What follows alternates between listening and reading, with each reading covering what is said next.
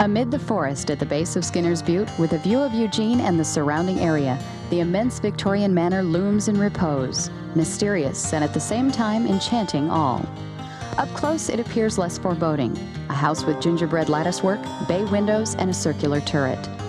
Known as the Castle on the Hill, the Shelton McMurphey Johnson House, settled on the south slope of Skinner's Butte at 303 Willamette Street in Eugene, is a fascinating landmark of Lane County. The house was built in 1888 for Dr. T.W. Shelton. Salem architect W.D. Pugh designed the house, and the firm of Roney and Abram, prominent local builders, constructed the house for approximately $7,000. According to local stories, while the house was being built, a disgruntled laborer set the nearly completed house on fire. Burnt almost to the ground, the project began again and was finished 6 months later. Although many changes have been made over the years, the house, with its carved and turned exterior woodwork, polygonal tower, ornate open porches, and large bay windows, is Eugene's most elaborate example of late Victorian Queen Anne Revival-style architecture. Over the past century, the house has been home to 3 families: the Sheltons, the McMurphys, and the Johnsons. Each family has made its own unique contribution to the house and grounds. The original owners were the Sheltons, who moved to Eugene in 1873 with their baby daughter, Alberta. Dr. Shelton established a lucrative practice as a doctor and a druggist and became involved in local business and real estate ventures. He was part owner of the first water utility in the city and responsible for the laying of the first water mains along Willamette Street. His wife, Ada, also involved in community life, held meetings for many fraternal, civic, and social groups in the house. Dr. Shelton died of leukemia in 1893 at the age of 49. Later that year, Ada Shelton moved to Portland, leaving the home to her daughter Alberta and son-in-law Robert McMurphey. Robert McMurphey became manager of the Eugene Water Company, founded by his late father-in-law.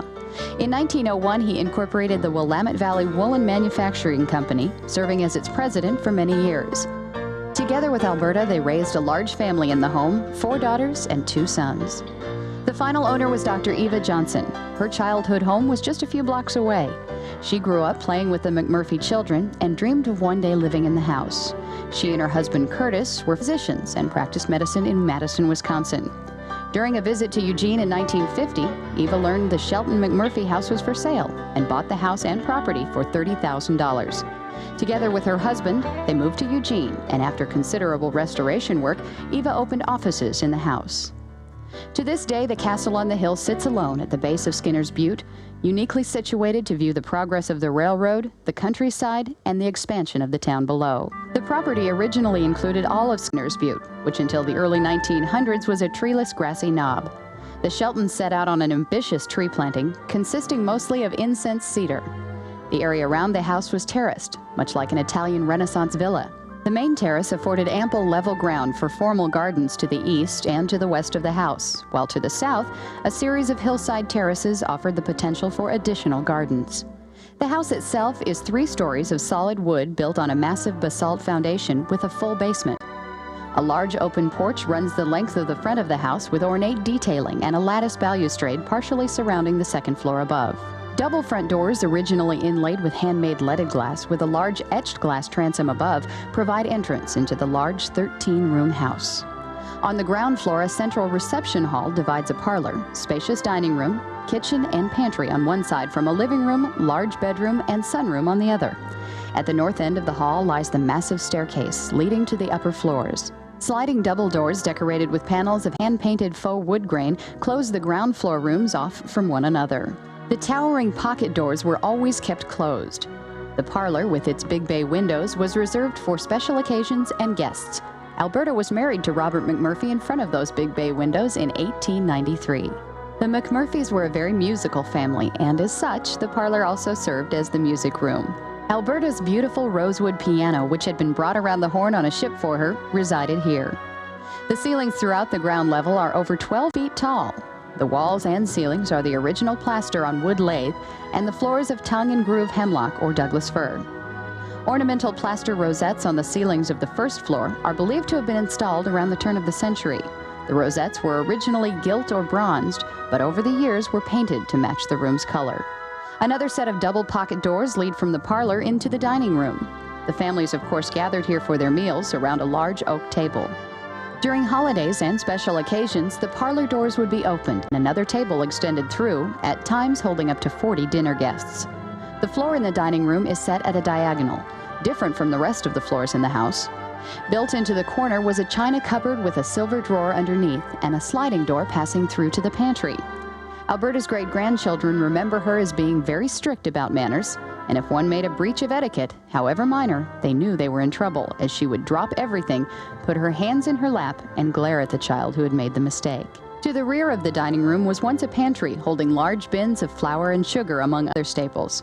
The kitchen had a lovely wood stove with a warming oven. A large wood lift operated by rope, pulley, and strong arms brought split wood from the basement to the kitchen. Sometimes when it was empty, the McMurphey children were allowed to ride down, but would have to help fill the box for the return trip. The full basement originally included a laundry room with a wood stove for boiling laundry, a fruit and vegetable storage room, and a wood-burning furnace. At least 600 quarts of fruit were canned each summer, and the basement was filled with wood for the coming winter. In 1988, the basement was remodeled to create an apartment for the groundskeeper and caretaker. Across the reception hall from the parlor, through another set of pocket doors, is the sitting room. A large built-in cupboard fills the corner. The upper part was filled with geological specimens, shells, and other items collected on Dr. and Mrs. Shelton's travels. Underneath are two little doors where the McMurphey children kept small toys, paper, and crayons. When they were small, it was a great place to hide during a game of hide and seek. In the winter, the McMurphey family would gather in this room to do homework or read, with a fire burning in the fireplace, sometimes eating corn popped over the hot coals. The carved fireplace mantel incorporates the same flower motif repeated throughout the house. Almost all of the windows in the house are double hung, one over one sash. The lower windows are rectangular in shape, while many of the upper windows have Romanesque arches.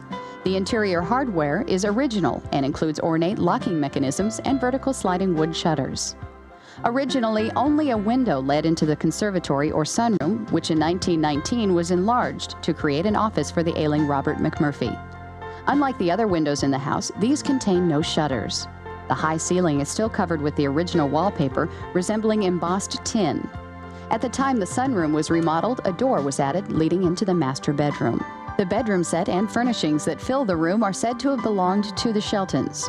The large walk-in closet held a treasure trove of items for little girls to dress up in, and at Christmas time, presents were hidden there. The adjacent door leads into a bathroom that has been remodeled for public access. It once held a basin and counter of beautiful marble and a long built-in tub lined with tin. Through the door on the opposite side of this bathroom, down a short hall, lies the massive staircase at the north end of the reception hall. The banister and newel posts are of solid carved walnut. Graining on the outside edge of each stair matches that on the pocket door's decorative panels, and the carved flower motif is again found here. At the base of the stairs stands a small cupboard filled with books and pictures. 3 stairs up is the first landing, where a beautiful mahogany spinning wheel once stood. 14 more steps lead to the second landing, where once stood a fine oak secretary used for studying. It was also a cozy place for playing with dolls, and much fun was had by the McMurphey children climbing partway up the little stairway to the hired girl's room and jumping down to the landing. They also had great fun sliding down the banister, often knocking the ball off the top of the newel post at the bottom. 8 more steps lead up to a large hall. Off this hall are 3 bedrooms. A sleeping porch and bathroom were added by the McMurphys in around 1912. Beds for all 8 of the family were moved into the sleeping porch, giving more dressing and playing space in the bedrooms. In winter, heated bricks wrapped in towels kept their feet warm. The sleeping porch was remodeled into a communal kitchen when the Johnsons later decided to rent the upstairs to university students while they continued to live on the first floor. The original marble basin still stands in the north corner of the hall. The south end was used as a sewing area, and bedrooms sit to the east and west. The roof of the porch and sunroom on the first level is made of copper and is accessible through the windows from 3 of the bedrooms and the hall. Through these 8-foot bay windows was an incredible view of the city and the railroad depot below. In Eugene, as in other parts of the country, the 19th century railroad was seen as a source of pride. Due to their proximity, the railroad, the Butte, and the Shelton McMurphey House shared a unique relationship. In 1908, a trend called the Railroad Gardening Movement, along with the City Beautiful movement, found its way to Eugene. In Oregon, it was said to be the first time that a community and a railroad company worked hand in hand for civic improvement. Both the Sheltons and the McMurphys were very involved in these movements. The second floor is connected to the third or attic story by a continuation of the central staircase. This area contains 2 large rooms and a small room in the turret. A stationary ladder in the first room leads to the roof and Widow's Walk above. The Widow's Walk on top of the roof was used by the McMurphey children to view the 4th of July fireworks traditionally held on top of the butte. In 1915, the McMurphys removed the turret roof as it was in need of repair. Just after the Johnsons bought the home in 1951, they restored it, as Dr. Johnson's husband wanted a cozy place for keeping memorabilia from his Army career and his Asian art collection. He built a special sliding shelf table for playing solitaire and added additional windows.